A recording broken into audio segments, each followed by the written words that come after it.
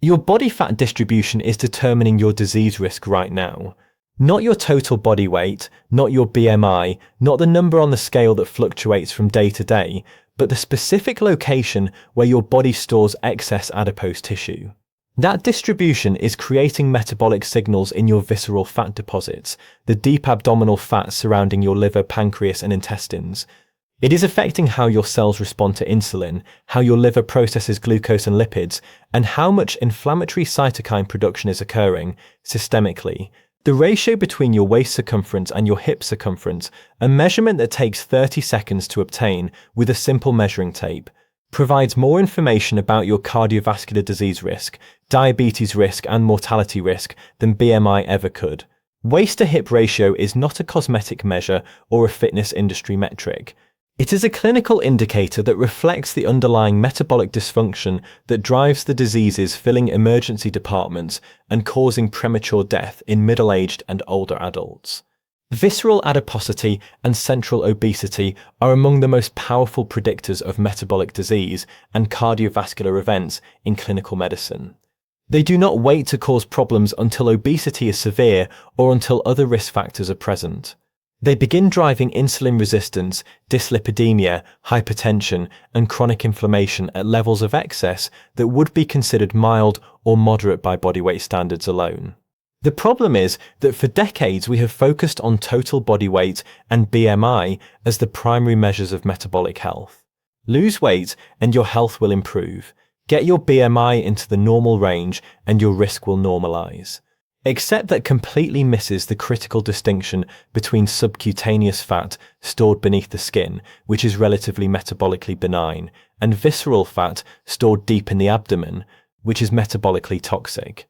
What we now understand from metabolic research and outcome studies is that body fat distribution, measured simply and reliably through waist-to-hip ratio or waist circumference alone, predicts disease and mortality more accurately than total body weight or BMI, and that two people with identical BMI can have dramatically different metabolic health and disease risk based entirely on where their bodies store excess fat. Most people have never had their waist-to-hip ratio measured, do not know what values indicate elevated risk, and have not been told that central adiposity is modifiable through specific dietary and exercise interventions that target visceral fat preferentially. Hi, I am Dr. Alex. I am an emergency medicine doctor, and after nearly 10 years in emergency departments, I have seen what happens when visceral adiposity and central obesity, that could have been recognized and addressed early, lead to myocardial infarction, stroke, type 2 diabetes complications, and the progressive metabolic deterioration that characterizes uncontrolled metabolic syndrome. And my goal now is to help people understand what waist-to-hip ratio measures and why it matters, what the research shows about the relationship between central adiposity and disease risk, and what interventions actually reduce visceral fat and improve metabolic health. For the next several minutes, I want to walk you through how to measure your waist-to-hip ratio properly, what values indicate elevated risk, and what the evidence tells us about reducing visceral adiposity through diet and exercise. Okay, so if you are watching this video, you are probably concerned about your metabolic health and want to understand what measurements actually matter for disease prediction. And I just want to take a moment here to make you a promise. I promise to keep creating the most helpful, evidence-based videos I possibly can, grounded in clinical research and the latest metabolic science to help you live longer and prevent the diseases I see every day. And all I ask in return is that you give this fairly new channel a chance and hit the subscribe button. If you get to the end of this video and you did not think it was worth your time, or you have not learned something genuinely useful about measuring and managing central adiposity, then feel free to unsubscribe. No hard feelings at all. But if you give me your time and attention, I will give you everything I have learned from over a decade in medicine and extensive reading of metabolic research. So please help me out, hit the subscribe button to help this channel reach more people like you, and let us continue with the video. How to measure waist-to-hip ratio properly. Waist-to-hip ratio is calculated by dividing waist circumference by hip circumference, both measured in the same units. To measure waist circumference correctly, stand upright with abdomen relaxed and not pulled in. Locate the top of your hip bones on both sides. Place a measuring tape around your abdomen at the level of the top of your hip bones, ensuring the tape is horizontal and snug but not compressing the skin. Measure at the end of a normal exhalation. This is your waist circumference. To measure hip circumference, stand with feet together. Place the measuring tape around the widest portion of your buttocks, ensuring the tape is horizontal. This is your hip circumference. Divide waist by hip to calculate the ratio. For men, a waist to hip ratio above 0.9 indicates substantially increased health risk. For women, the threshold is 0.85. These cutoffs are based on large epidemiological studies showing inflection points in disease risk at these values. Research published in The Lancet involving more than 300,000 participants demonstrated that waist-to-hip ratio predicted myocardial infarction risk, independent of BMI, and that individuals with high waist-to-hip ratio but normal BMI had higher cardiovascular risk than those with elevated BMI but low waist-to-hip ratio. This finding fundamentally challenges the assumption that body weight or BMI is the primary determinant of metabolic health. The location of fat storage matters more than the total amount. What visceral fat actually does, visceral adipose tissue is not simply passive energy storage. It is an endocrine organ that secretes hormones, cytokines, and adipokines that profoundly affect systemic metabolism. Visceral fat produces inflammatory cytokines, including tumor necrosis factor alpha and interleukin-6, at rates far higher than subcutaneous fat. These inflammatory signals travel through the portal vein directly to the liver and systemically throughout the body, promoting insulin resistance in muscle, liver, and other tissues. Visceral fat releases free fatty acids that flow directly to the liver via the portal circulation, overwhelming hepatic lipid processing capacity and driving hepatic steatosis, which is fatty liver disease. It produces resistin, which impairs insulin signaling and reduces production of adiponectin, an anti-inflammatory adipokine that improves insulin sensitivity. The metabolic consequences of visceral adiposity are not theoretical. Research in diabetes care has documented that visceral fat volume measured by CT imaging correlates more strongly with insulin resistance measured by hyperinsulinemic euglycemic clamp than total body fat or BMI. Studies in circulation have shown that visceral adiposity independently predicts cardiovascular events, type 2 diabetes incidence, and all-cause mortality after adjusting for traditional risk factors including blood pressure, cholesterol, and smoking.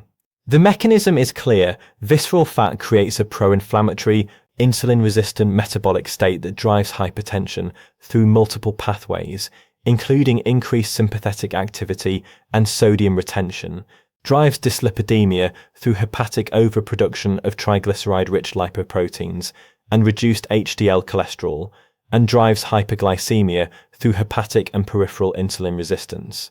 Why BMI misses the problem? Body mass index was developed as a population-level statistical measure, not a clinical assessment tool for individual metabolic health. It divides weight in kilograms by height in meters squared, providing a rough estimate of body size relative to height, but revealing nothing about body composition or fat distribution. An athlete with substantial muscle mass will have elevated BMI despite low body fat and excellent metabolic health. An individual with sarcopenic obesity, meaning low muscle mass but high visceral fat, may have normal BMI despite profound metabolic dysfunction and high disease risk. Research in the Journal of the American Medical Association has documented that approximately 30% of individuals classified as normal weight by BMI criteria have metabolic abnormality, including insulin resistance, dyslipidemia, and elevated inflammatory markers characteristic of metabolic syndrome. While approximately 20% of individuals classified as overweight or obese by BMI have normal metabolic parameters, the distinction between metabolically healthy obesity and metabolically unhealthy normal weight individuals is determined primarily by visceral fat accumulation, not total body weight.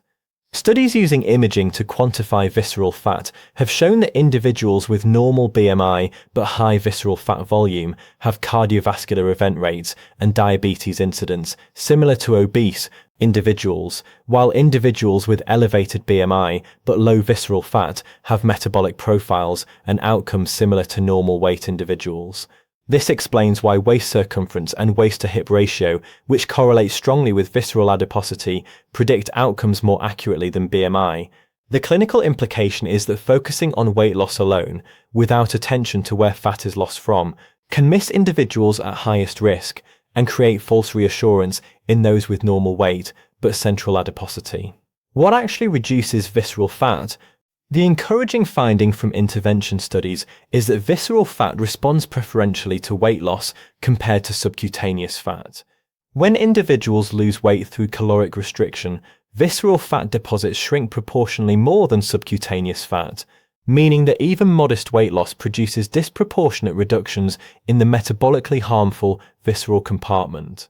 Research in obesity has demonstrated that weight loss of 5 to 10% of total body weight reduces visceral fat by approximately 20 to 30%, with corresponding improvements in insulin sensitivity, lipid profiles, and inflammatory markers that exceed what would be predicted from the magnitude of weight loss alone.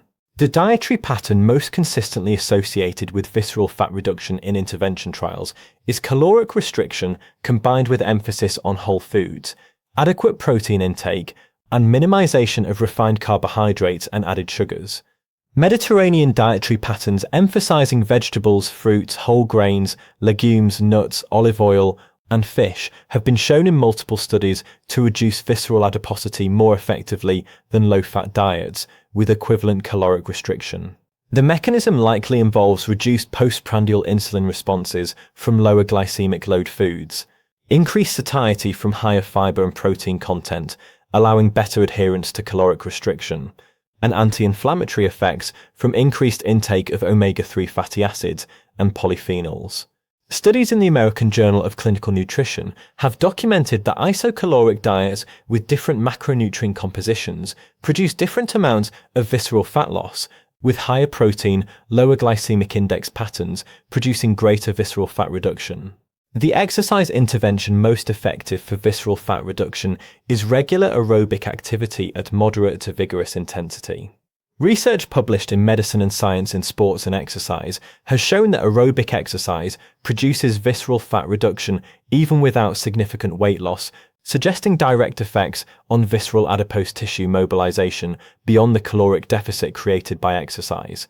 The dose-response relationship shows that greater amounts of aerobic activity produce greater visceral fat reduction, with studies demonstrating that approximately 200 to 300 minutes per week of moderate-intensity aerobic exercise produces clinically meaningful reductions in visceral adiposity. High-intensity interval training appears particularly effective at targeting visceral fat, possibly through effects on catecholamine-mediated lipolysis in visceral adipocytes. Resistance training, while critical for preserving muscle mass during weight loss and for overall metabolic health, produces less visceral fat reduction than aerobic exercise when performed alone. However, the combination of aerobic and resistance training appears superior to either modality alone, likely because resistance training preserves metabolically active muscle tissue that supports sustained fat loss and prevents weight regain.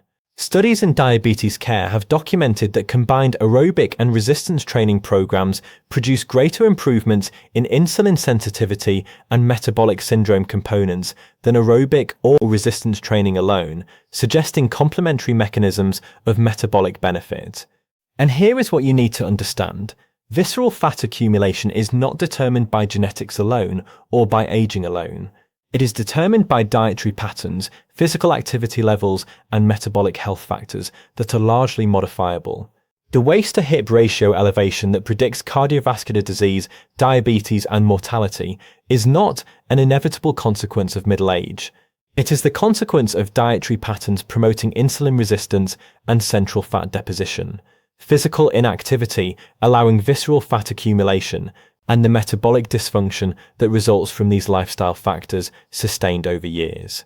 You were likely never told that waist-to-hip ratio matters more than BMI for disease prediction, that visceral fat is metabolically distinct from subcutaneous fat, or that central adiposity is modifiable through specific interventions. But now that you understand the mechanisms and the evidence, you have the opportunity to measure your own distribution, determine whether you are at elevated risk, and implement interventions targeting visceral fat reduction while you still have time to prevent, rather than just manage metabolic disease. What I see in emergency medicine: in emergency departments, we see the consequences of long-standing visceral adiposity and metabolic syndrome. Patients presenting with their first myocardial infarction at age 55, who have had central obesity and insulin resistance for 20 years. Individuals with diabetic ketoacidosis or hyperosmolar hyperglycemic state from type 2 diabetes that progressed from years of unrecognized insulin resistance. People with hemorrhagic stroke from hypertension that was driven by decades of visceral adiposity promoting sympathetic activation and volume expansion.